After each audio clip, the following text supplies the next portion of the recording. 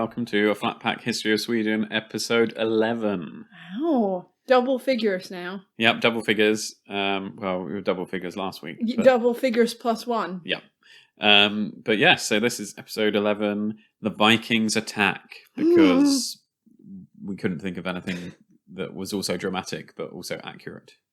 That is what we always aim for, drama and accuracy. Yeah. What are they attacking? What are we going to talk about? Well, we'll talk about the famous arrival at Lindisfarne to really start this Viking era, even though there were probably no Swedes involved. But it is really exciting because we actually have actual dates with actual events, rather than just in 1,000 years a bloke might have gone and met this woman and traded her something. Things are becoming a lot more tangible. I mean, to be fair, they were tangible way back when you still have archaeological sort of remains, but it's now very tangible. Yeah, and that's really cool. And then I think you want to talk about daily life in rural Sweden. Yeah. And some of the few things that the Swedes would have been getting up to at the time. Yeah.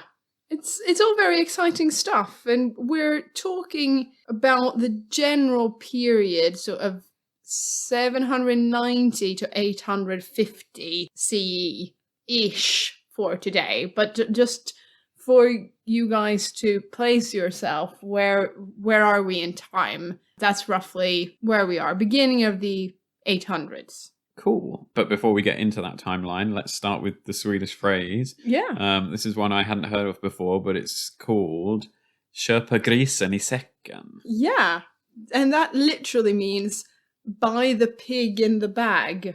That's the gris is pig, säcken, the bag. So you buy the pig in the bag. And why would you buy a pig in a bag? Well, I've never bought a pig in my life, but it actually, so the meaning is that you take a chance on something, or you have faith in something that you don't know everything about. So if you buy a pig that's in a bag, you kind of have to have faith that the pig is a good pig because you haven't seen the pig. So you're taking a chance on the pig that's in the bag. So it might not even be a pig. How would you use it in an English sentence? So you could use it in the sense that, like, I'm going to see this movie, but I haven't watched the trailer and I have no idea what it's about. I'll just have to köpa grisen i säcken. I've bought the tickets already, and I have to hope that it's good. Okay, cool. That's a good one. Yeah. I like that. It's usable, practical.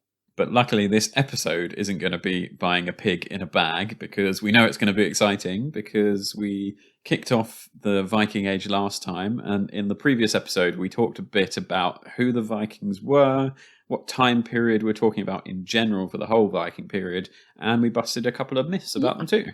Now, we thought we'd divide today's episode into two not very equal parts, but still parts nonetheless. One part will start with the events in the early Viking Age, which really founded the era, like the famous raid at Lindisfarne and those that followed, with one part about everyday life for your average Swede or Viking in rural Sweden. Yeah. And depending on how we go, this might be a structure that we continue to use for the next few episodes, to first have a bit about individual chronological events as we go, and then have a bit that's more about a general theme or aspect of life during the period. We'll see how it goes. Yeah, I know we're going to do that for the next episode, definitely, because I'm so excited about the next episode. I'm really, really excited, but we've got to do this one first, which I'm also very excited. Yeah. Why don't you start us off with a pivotal event in the early Viking period? So this is the Lindisfarne attack, or raid, or massacre, or whatever terrible adjective you'd like to call this event.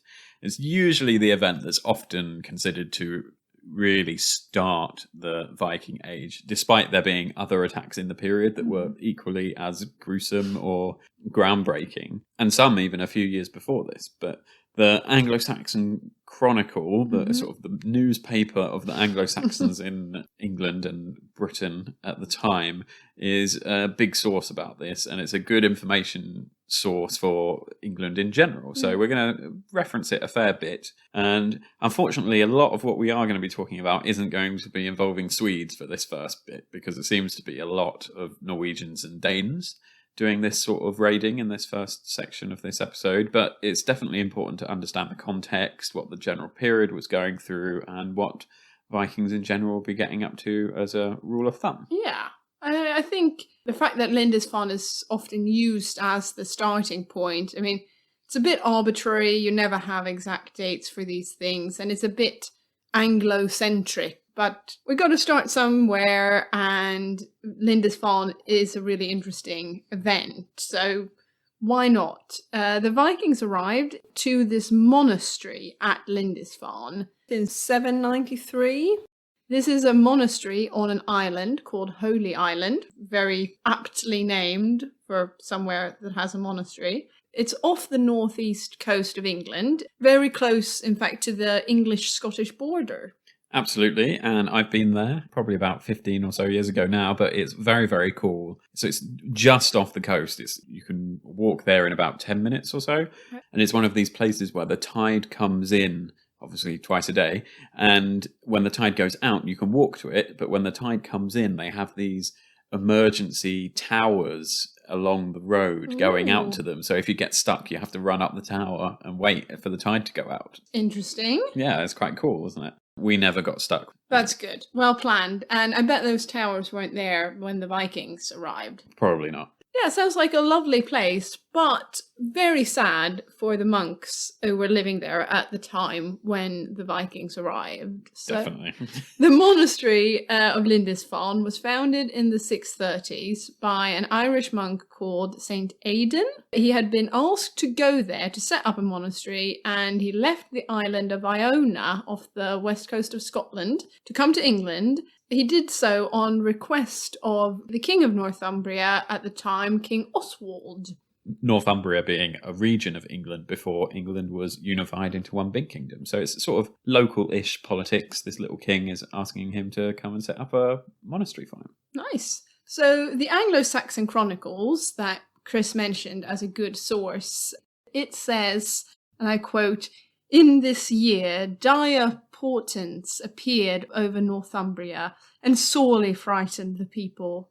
They consisted of immense whirlwinds and flashes of lightning, and fiery dragons were seen flying in the air. On the 8th of June, the ravages of heathen men miserably destroyed God's church on Lindisfarne with plunder and slaughter." Pretty hysterical from the Anglo-Saxon Chronicle. Yeah, that is, wow, fiery dragons and then this ravages of heathen men when the Vikings arrived. Obviously, I don't necessarily judge the accuracy quite well with the dragons, but also there was a little thing on researching this. Apparently, it got the month wrong. Originally, it said January, and they all think that that's not going to be the case because it would have been very difficult for the Vikings to sail in January.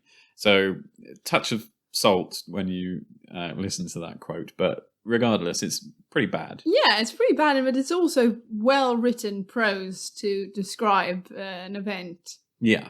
And so news of this raid quickly spread around the Crystal World, as you would expect for such a dramatic telling of the events. And it even got all the way to France, where we have records of it disturbing a guy called Alcuin, who was a Northumbrian scholar living far away in the Frankish kingdom at the time. Maybe he was on an exchange program or something, because he was actually a tutor to the children of the renowned king Charlemagne. And he was absolutely horrified by this atrocity. At this point, its scale was really unprecedented. And he wrote to Higbald, these are excellent names, who was Bishop of Lindisfarne, and said it was a place more sacred than any in Britain. The church of St. Cuthbert is splattered with the blood of the priests of God, stripped of all its furnishings, exposed to the plundering of the pagans. Ooh. So that does sound pretty rubbish to me in terms of an experience to live through. That sounds awful, but it also seems to signify that these violent, raiding Vikings that we've heard so much of, they have now truly arrived on the international scene. They really had arrived, and there was actually a raid in Scotland, the first Scottish raid a year later, so poor Scotland. Yeah, poor Scotland. I consider Scotland my adopted homeland. Lived up there, and I'm very fond of it. So I hate to hear that they were raiding and being awful up there. Their raids really did begin with a bit of a bang, but actually, for the first 40 or 50 years, they were in general more of a nuisance. A lot of raiders started to go north and around the top of Scotland, and there wasn't really like a major raid to follow up Lindisfarne. Yeah, the sequels tend to not be as fun, apart from Star Wars and Terminator and other good sequels. Yeah, but there are also lots of bad sequels, and the sequels to Lindisfarne tended to have been not as dramatic. As we go through the period we're looking at today, there was growing political instability in Francia. That's kind of roughly what's France today. Things started to open up for the Vikings. They saw opportunities.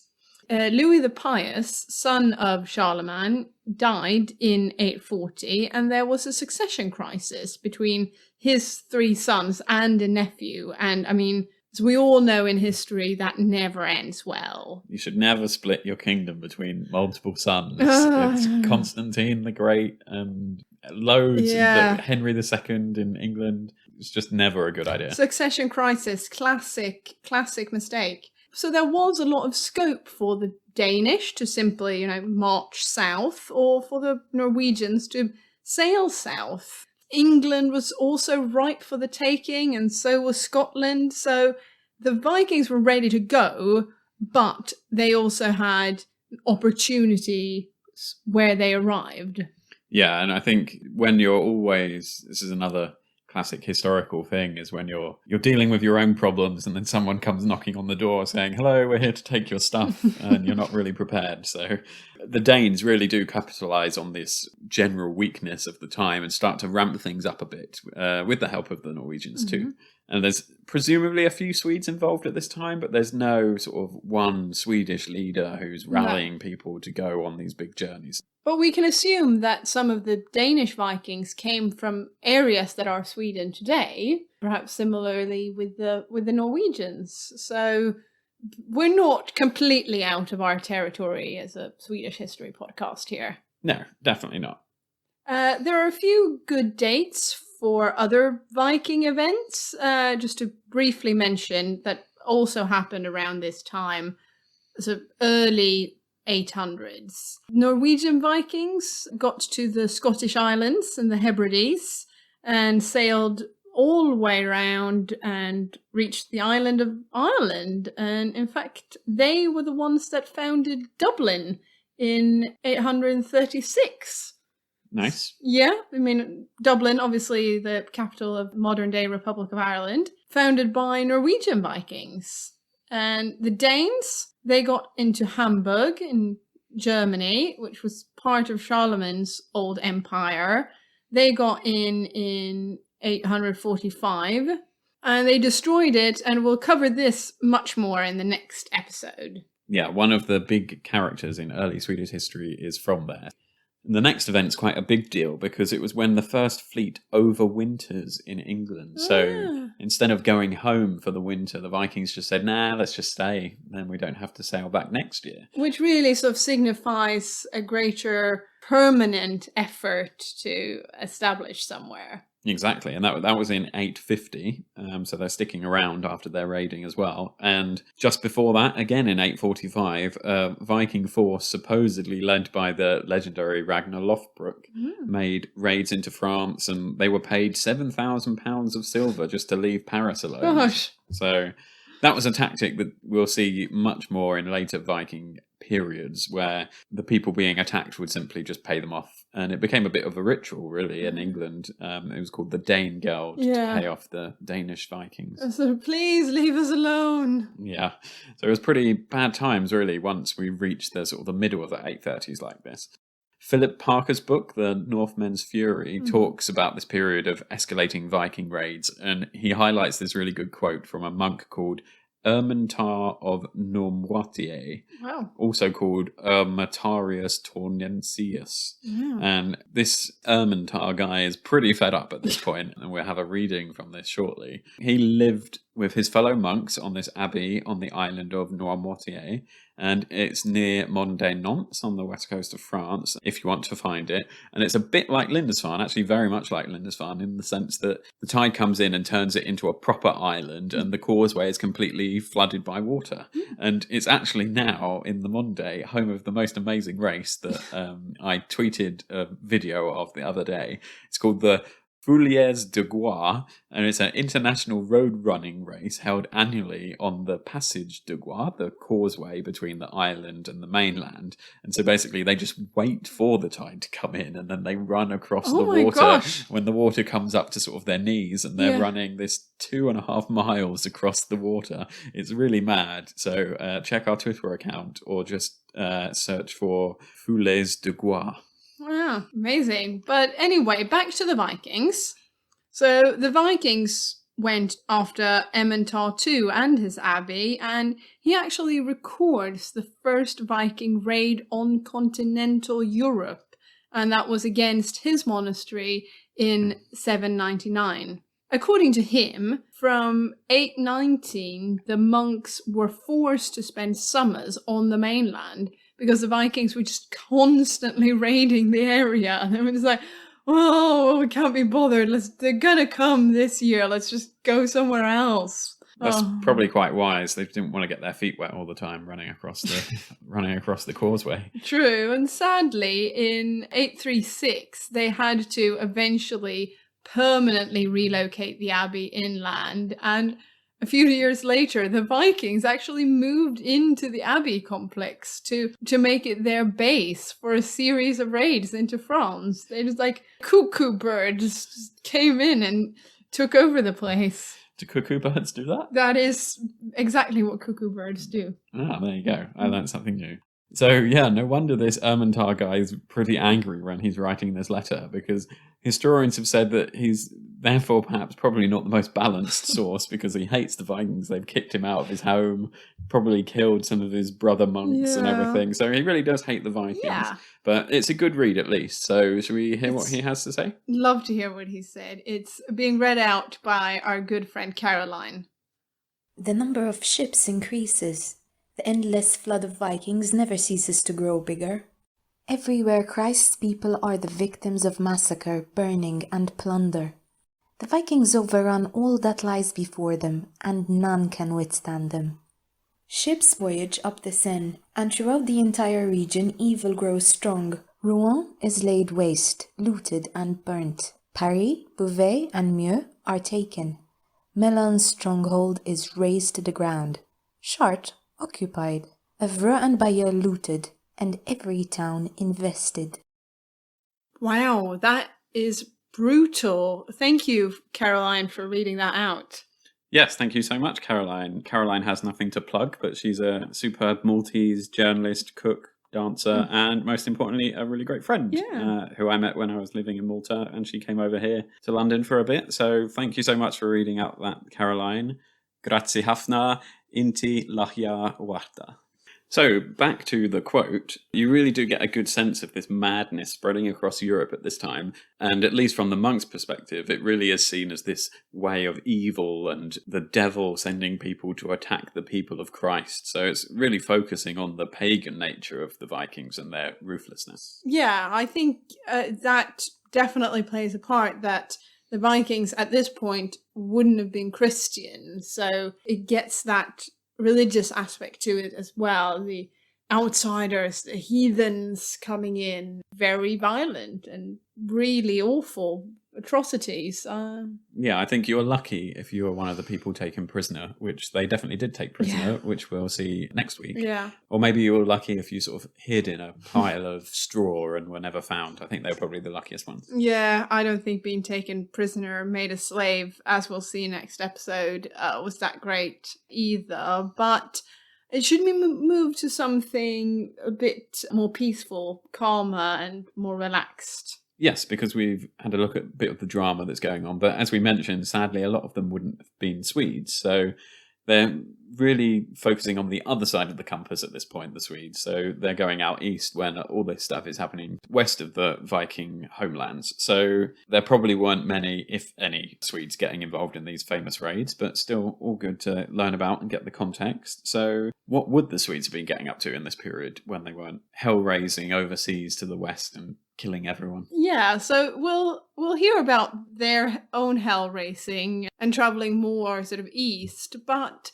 the fact of the matter is that most people in this period, they weren't off somewhere making life a misery for monks, but rather they were at home getting on with their daily lives. And so what was everyday life like in the Viking era, and in particular in the early Viking era? Today we're going to focus on the micro-level stuff, so stuff like what their houses looked like and what their diets were like, and next time we'll look more at the macro level of everyday life, so stuff like trade and life in towns.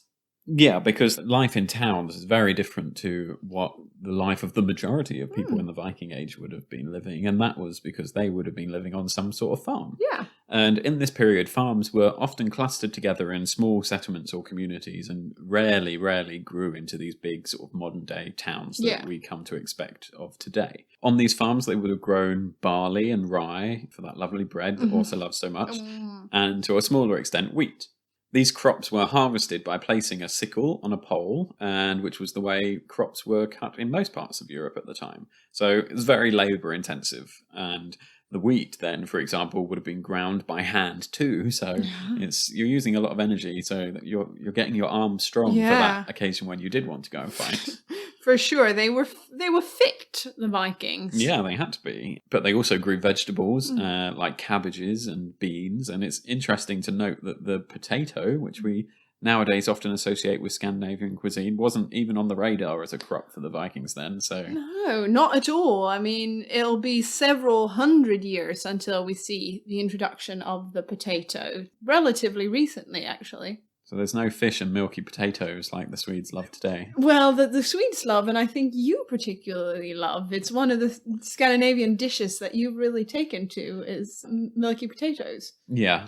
For any Swedish listener, what Chris is referring to when he's saying milky potato is like dillstuvad potatis, any stuvning where it's been cooked in milk. But it wasn't just replacements for potatoes that the Viking farmers were getting on and looking after, because they were also looking after livestock. So they had cows and ox and goats and sheep and pigs and everything, really. So they kept horses for transport too, and they could use them on the fields. In terms of transport, it was probably more in the sense of horses that pulled wagons as opposed to people riding the horses directly. Yeah, with the cows and the sheep, at least in some areas, these animals were probably herded to an upland area in summer and then taken down to a lowland area in winter. This is a practice known as fäboddrift.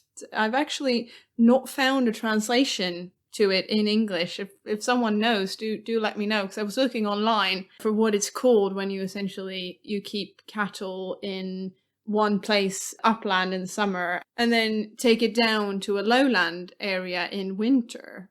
But anyway, this practice of fäboddrift was actually going on in Sweden and in Norway until the first decades of the 20th century. So it's like 1,000 years. Yeah, that this was done. Even though by now the age of hunting and gathering is long gone, Viking era people would still hunt and fish for food, especially in areas where the conditions for farming was less ideal. This type of farming in the Viking era wasn't just subsistence farming. It was also to keep yourself and your family in sort of profit by trading and partaking in the wider economy rather than just for purely staying alive. Yeah. And the economy was largely a barter economy. So if you had a great tasty pig, you could go and trade that for a new spear to take on your voyages in the next summer season to go kill the English with, or whatever you wanted to do. So you could grow something or make something on your farm and take it to someone else who could make other things that you didn't have. Yeah, it's funny. Whenever I hear the word barter economy, I always get this picture in my head of a guy who tries to get an iPhone in exchange for a pig. Why? That's never happened. No, I know, because we don't have a barter economy anymore. But that would be the modern day equivalent of like, or I think of like if I were to go to the shop to buy a new pair of shoes, instead of money, would you like to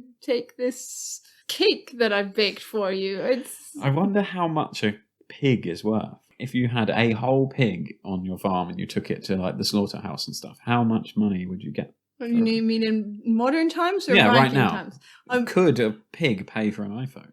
Yeah, interesting. I might Google that later. We can Google, or indeed if one of our listeners work on farms and you, off the top of your head, you know the price of a good pig, tweet us or email us and let us know, does a pig buy you an iPhone if we were to reintroduce the barter economy? Anyway, back to the farms of the Viking era, because they weren't just where you produced stuff in terms of food, it was also the place you lived for most people. From archaeological excavations, we know that the houses of this time were often long and rectangular, and therefore named longhouses. Imaginative. Yeah.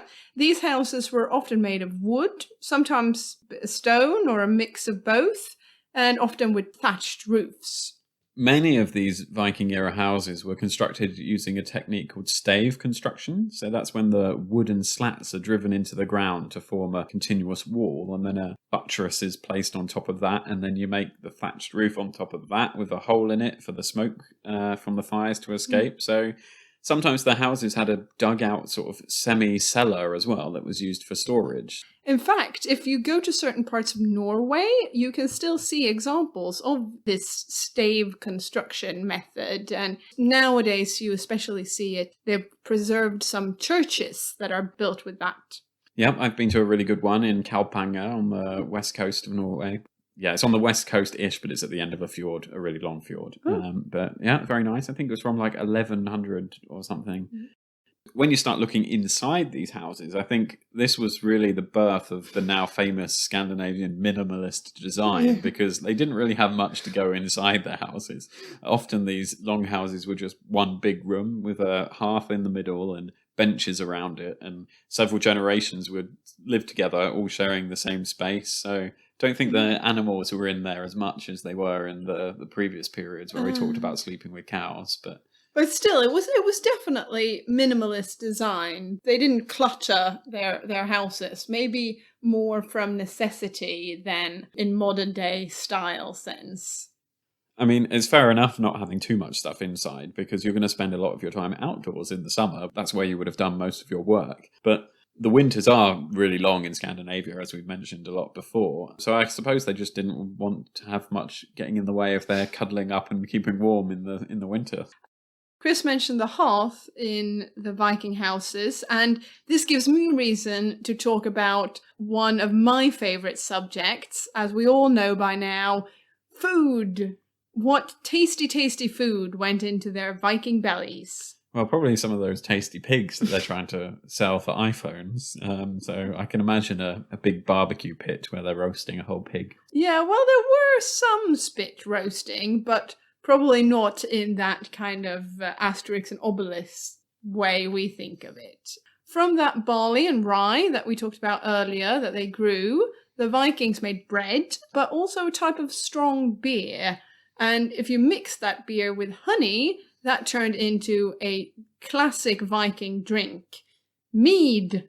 And when they weren't gushing down beer and mead, they also drank milk, both from cows and goats. Maybe starting off that long-standing Swedish penchant for drinking milk. Yeah, because you do drink a lot of milk. So. I do drink a lot of milk. Whenever I was thinking about Sweden. Yeah, no, both Swedes and me personally. Whenever I'm abroad and as an adult, I still drink like a glass of milk with my meal. I always feel like I get very odd looks from people that you're not meant to drink quite so much lactose. But... Hey-ho. But it's interesting to see how interested in honey the Vikings were. It was probably the only real sweetener they had, because of course, sugar wouldn't become an everyday commodity in life until much, much, much later. No. So they had to have something to make it slightly more Yeah. tasty. No, they didn't have the imported sugar cane and homegrown sugar beets. So honey was really the prime sweetener for them in their food. And they also ate eggs and wild plants and berries. The meat they consumed, both from cattle, pig, and sheep, was often salted and dried to be able to be preserved over the long winter. And of course, the same goes for fish or any wild game that they ate. Yeah, Swedes love preserving things with loads of disgusting methods. Yeah. That make it keep for forever in a basement. I think it's kind of making virtue out of a necessity that in order to survive during the winter, we had to do this to our food. And then obviously you start liking things when they're salted and dried and pickled and all of this. Yeah, it's not actually that bad. A lot of it is actually quite nice.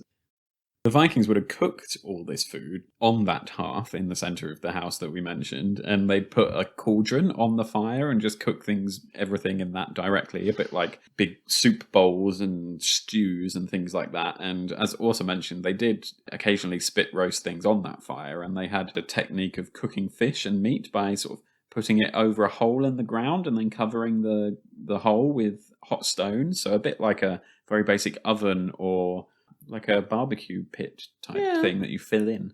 I think if you were invited to dinner with a Viking, though, you really shouldn't expect fine dining. It was probably pretty basic. Glassware and cutlery wasn't really a thing. Most likely they just used spoons carved out of a piece of wood, and they used clay pots for storing the food. No sporks. Do you think they invented the spork? Did the Vikings invent the spork? For those of you that don't know what a spork is, it's like when you go camping, it's a combination of a spoon and a fork. I don't think the Vikings invented the spork. One Viking must have taken a spoon and tried to turn it into some sort of stabby knife and ended up with a spork. I think we should move on because, sporks or no spork, the diet they had seemed to have been fairly healthy, and there's a lot in there that I'd quite happily eat today. And still do. Yeah. So when they've worked hard on these farms and they've had this lovely meal, another big question is, what did they do for fun? So this is a question that's always quite difficult to answer in history because there tends to be less evidence of that around, and of the everyday person especially. Before we get much writing and records, there's not much that's going to survive. But archaeologists have found board game type things that were made out of wood and stone and sort of like old chess sets, I think. But the one thing they did get up to was lots of storytelling. Yeah, and this storytelling, which then translated into both religion and poetry from the time, which we'll talk more about in later episodes, were probably, think of it, no TV films, movies, that's what you do to entertain yourself and others. As we saw in the Mind the Gap episode, this was definitely the case for the nobles and the elites. Remember the tale of the Icelander at Harald Hardrada's court, telling all the sagas. So there was that form of entertainment. But unfortunately, like most people all throughout history, most of the time you're going to be doing work when you're awake, and rather than having fun, because if you don't go to work, you're going to starve. So what would have they been doing?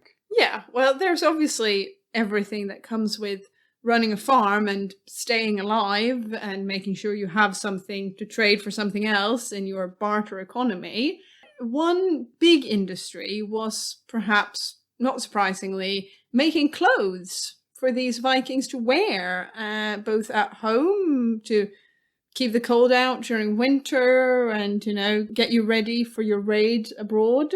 Unfortunately, there aren't any completely preserved outfits dated from the Viking Age that have survived to today, but we do have thousands of fragments of different textiles which have survived in different burials. So these give archaeologists important information on what raw material was used, what weaving technique was used, and so on. There's also some descriptions in the Viking art, or you can find information in written texts, for example, in the Icelandic sagas. And adding all this together, we can make descriptions of the different types of garment that men and women would have worn. We know that they would have had shirts and cloaks, shoes and gloves, for example. And of course, as we mentioned way back in one of the earliest episodes, they even had trousers. Ah, the humble trouser. How important you are in history. And for Swedes surviving in the winter. Yeah. The sagas also mention high status and high value goods for the nobles and warriors, like military equipment and clothing, as well as more simple clothing, and of course, as you would expect from the sagas, magical garments. Ooh. So perhaps most importantly, they give examples of the textiles, and clothes have been given as gifts, so we can use that to see how valuable they were rather than what exactly they were made of and what they looked like, which is perhaps less important. Yeah. A lot of this really interesting information has come from a couple of articles by Eva Anderson Strand, and it's something quite a few academics are focusing on now that these textiles have survived. Yeah, and another even more extraordinary point is the fact that at this time we see the first evidence of silk being imported into Sweden. There's a great article about this called Silk Trade to Scandinavia in the Viking Age, and it's by Marianne Wedeler. And in Scandinavia, Wedeler has catalogued 23 archaeological sites with finds of silk dating from the 9th and 10th century. So most cases, the silk is being found in graves. This includes silk threads and fabric versions used in embroidery. There are also several graves with finds of fibers that are assumed to be silk, but haven't been identified yet. So, as we mentioned, you can begin to look at the status of the silk and these clothing by looking at the amount of it. So, most of the sites revealed only 1 or 2 fragments of silk, so it's definitely a rare thing, and it is coming from a long way away. The largest concentration of graves is in that place that we're hearing more and more about, and we're here for almost the whole episode next week, Birka, in eastern Sweden. And another archaeologist, Agnes Geyer, has found 49 graves in Birka that contain silk. Wow, that is Viking era bling right there. That signals high status. Yeah. And so, for context, the largest concentration of silk in a single grave was found over in Norway in a place called Utseberg, where over 100 fragments of silk from different fabrics were preserved. In total, there are 5 sites in Norway, 8 in Sweden, 7 in Denmark, and a couple in Finland. So it isn't really that prominent because the Vikings got everywhere, but the silk was only found in these few places. It is one of the good examples of the luxury goods that are being traded around Europe at the time, and it was one that would have come on a massively long journey from the east to make its way to Sweden. Yeah, and like we said, it's a real status symbol, you know. Imagine Mr. Viking walking around in silk trousers, like, you know who's boss then. Yeah, I don't think they probably had enough to make a whole trousers out of it. It's probably like a little bracelet or something. Yeah. Although maybe they did have silk trousers, possibly. But weaving wasn't a skill just to make clothes. It was used to make something even more important, and that was sails for these great Viking longboats. And as a result, cloth for sails and tents were in great demand during the Viking Age because they needed to use these ships to go out and do everything. Yeah, I mean, the sails must have been considered just as valuable as the actual ships themselves, as without the sail, they would never be able to make profitable or fast journeys. Sails are mentioned as gifts and valuable items in the Icelandic sagas, and the only time a saga mentions a man weeping is after he lost his sail. This is in St. Olaf's saga. There's a bit where these 2 Vikings are having an argument about trade and goods, and one guy, Turer, essentially steals a good sail from the other guy, a Viking, Asbjörn. And then at a feast later on, Turer brags about how Asbjörn cried when he lost his really nice sail. So Asbjorn hears this, just walks right up to Thorar in the middle of the dinner, cuts his head off. So they're pretty sensitive about their sails. Yeah, like, A, don't steal my sail, B, don't brag about how I cried when you stole my sail, and C, you're losing your head. Yeah.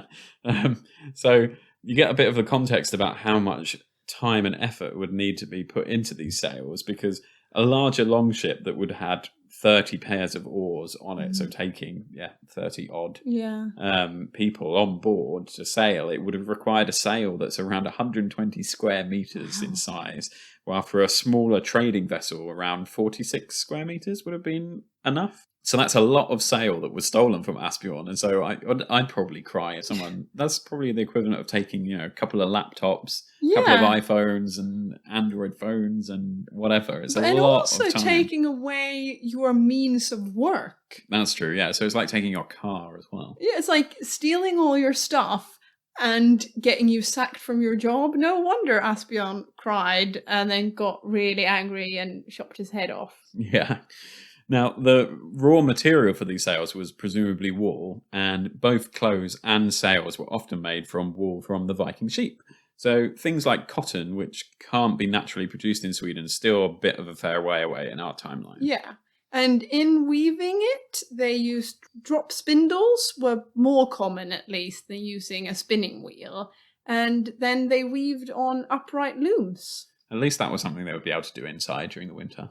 And Vikings are, of course, very well known for their use of metal, but they should also be well known for their skill in making all this metalwork. Yeah. So, as we mentioned in previous episodes, Sweden has the raw material now that's ready and waiting to be used for making iron. So it was a relatively easy production.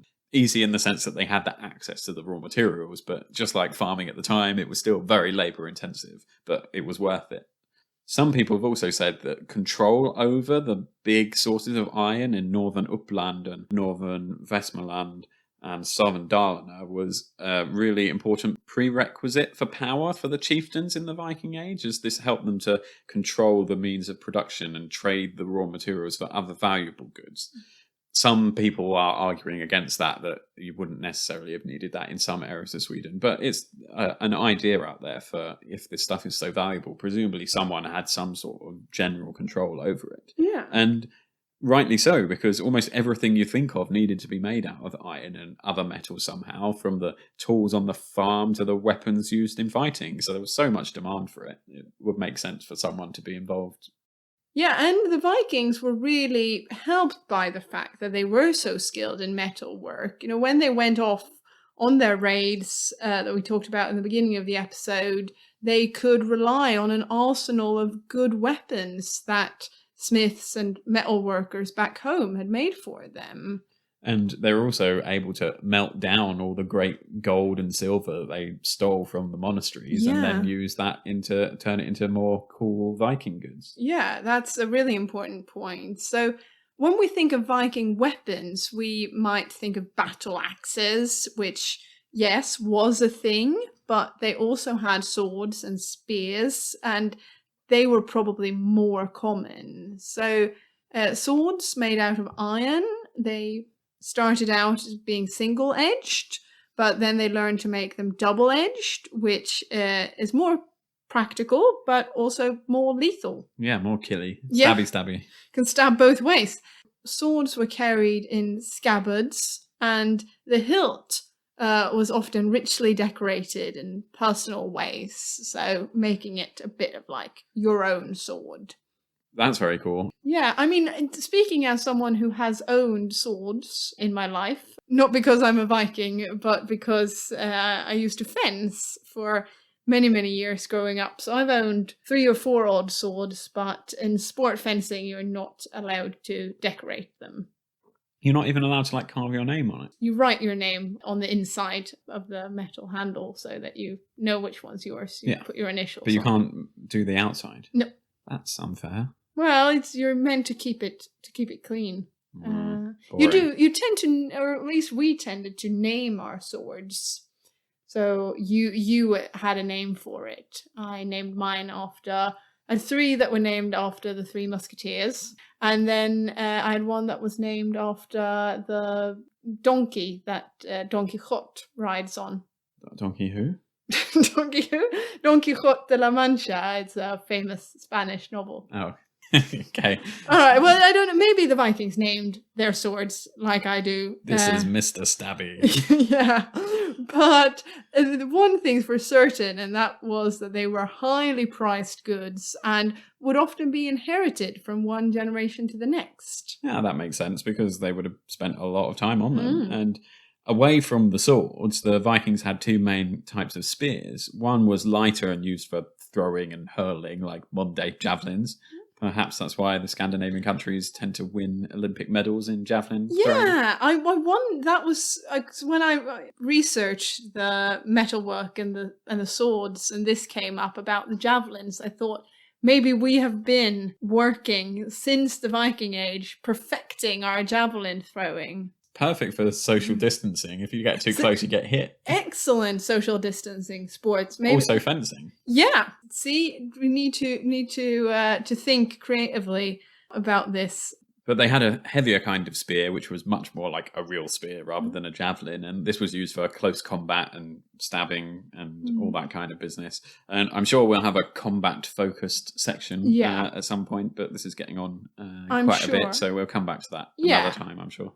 For now, we should round off and look forward to what we're going to talk about next time. Yeah, so this week we've focused a lot on the rural life of the Vikings to an extent, in this sort of like micro level, and what they got up to at home in these rural areas, and what they ate, and what their houses looked like. Yeah, we've also looked at some of the more dramatic Viking raids that started off our period, and there's more Swedish drama to follow, though, and there's more drama going eastwards, because that's where most of the Swedish Vikings went. Yeah, so next time we're going to step it up a level, I guess, if you could call it that, and start looking at Viking towns, and particularly this really famous site of Birka.